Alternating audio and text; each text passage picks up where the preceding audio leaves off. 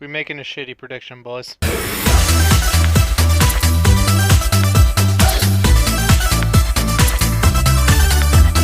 Before we start this prediction video, I do want to let everyone know that not only am I going to predict who's going to fight who in this, but I also want to bring up some of the most known combatants for them. Probably like leave a no stone unturned for some shit. Though, we're not going to go crazy with turning stones like, oh hey, Vegeta's fighting Sasuke or some shit like that. Yeah, so let's just get started.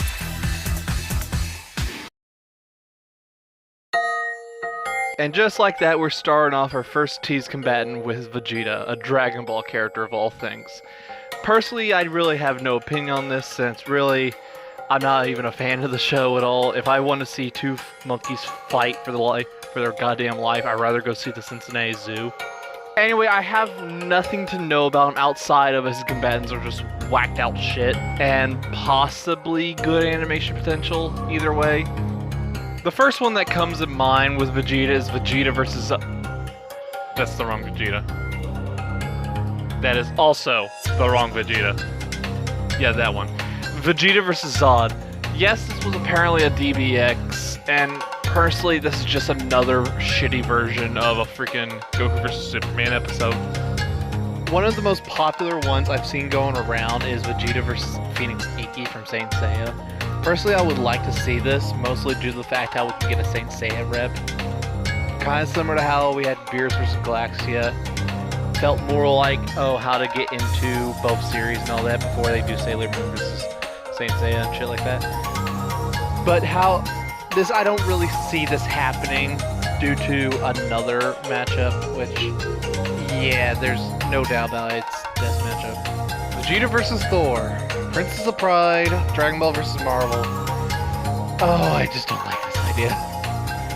I mean, it's gonna happen anyway. The Death Ball crew likes this, the research team loves it, heavily requested. And I just, oh dear. You could just tell this is a massive build of Vegeta. Whew. I mean, at least the music's gonna be good. We can all agree with that, huh? I did find out another matchup for Vegeta. One that actually is somehow the best for both characters. Both are massive connections, really thematic, all that. Even like the music and animation would be godly and shit like that. And it's none other than Vegeta versus I cannot finish that sentence for the life of it. Yeah, keep going on. Our next tease combatant is Wanda, aka the Scarlet Witch from Marvel. Personally, I'm kinda not happy for her being teased, mostly due to the fact how you can hype her up way more with her fight, since she's gonna be in Multiverse of Madness. It's coming out this year. And God, you can go crazy with her matchups. Like, she has like Raven, she has Enchantress, she even has like Jean Grey. It's fucking Zatanna. If I can literally describe this fight in a nutshell, it's just female Strange versus Fate, but Uno reverse card on who wins. Like, I'm not really happy for this. The only reason I'm kind of excited is just because the best DC girl is in. Other than that, like, I'm not really happy for this. So I promised a friend to put this video in for this next character, and so I hope you're happy, Insanity. I'm Tundra Kamado, and I'm gonna go fuck my sister! Tundra from Demon Slayer. Oh boy, I'm finally happy we're getting a Demon Slayer rep.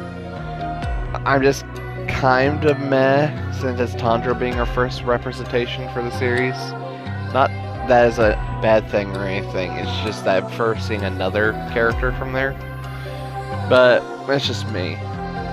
All I do know is that Tundra's matchups are going to be amazing either way, except for one.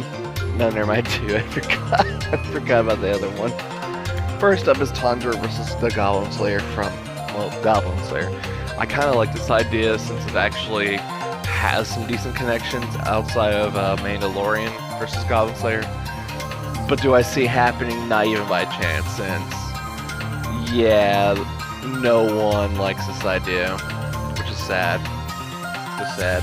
Now, the one thing that Death Bell's kind of used to is tend to fuck up.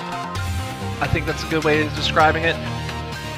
And this matchup, yeah, this is just a fuck up. We're just gonna skip it. I actually, unironically, have no opinion on this matchup. I really don't know much of Hyakkimaru.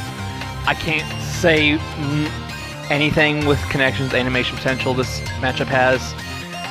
But I mean, hey, everyone likes it. I don't care. Just if it happens, it happens. Okay. Now, there's this Tundra matchup, which I find funny, and it's all because the whole purpose behind it is just mates wants to battle, and that's all I'm gonna say about this matchup. You decide what it is. This is technically their best matchup. Like, unironically, I can see why this is gonna happen this season. 35th anniversary of JoJo. Demon Slayer just finally ended its novel, all that. Connection for them are literally, like, they're almost the same character, despite the fact how everyone just tells me it's breathing and all that. Probably explains why I'm kind of hating the matchup a little bit. But other than that, like, I'm actually happy we're getting this.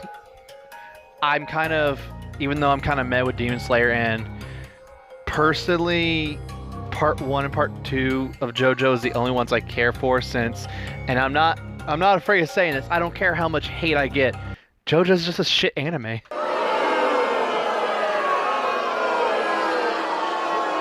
Imagine hating people on the internet just for an opinion. From what was teased in the trailer for Season 9, everyone thought it was going to be Mandalorian, but we later found out it was from the Book of Boba. So we're finally bringing back Boob's Feet again. This time not against a remaster or a remake of Samus again. And I'm kind of happy for that, since I've been a Star Wars fan ever since I was a kid. And literally 2 of his most iconic matchups actually, like, would hype up the episode for him. I really hope this happens. But it's not gonna, since considering where 2022 is, there's a lot of points of the next matchup we're talking about is the one that's gonna happen. But Wolf vs. Boba, I would love to see happen, since we really need Star Fox draft badly. Since we only had Fox McCloud versus Bucky O'Hare back in Season 1, and the Arc-Wing versus the Y-Wing, the X-Wing, was literally just ass incarnate. Like, holy shit. And I personally feel like Wolf actually would make a really good representation for bringing back Star Fox, since literally his other matchups kind of are boring. I don't like the idea of Anubis Kruger. Kano is literally just a shitty idea, because I only see like one eye and all that. Like, he just fits the idea with Boba, but will it happen? No, because of the next.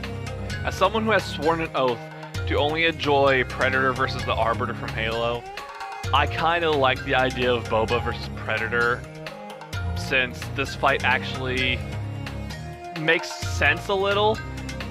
Both fan bases love this fight. It's a legacy. Predator's getting a new movie this year.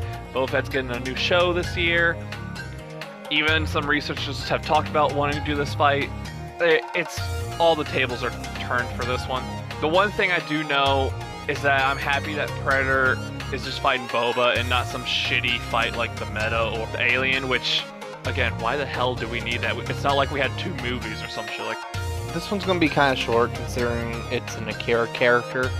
I watched this movie. I love Akira and all that. I love Tetsuo.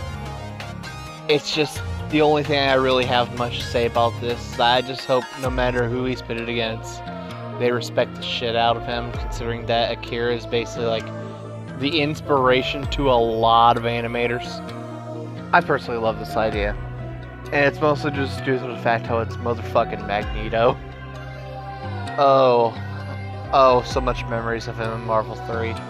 But outside of this fight, like, there's really nothing much that these two have against each other. There's a Mewtwo versus Tetsuo, which is just boring as hell. And for Magneto, well, who the fuck is Accelerator? This is the only character I care about.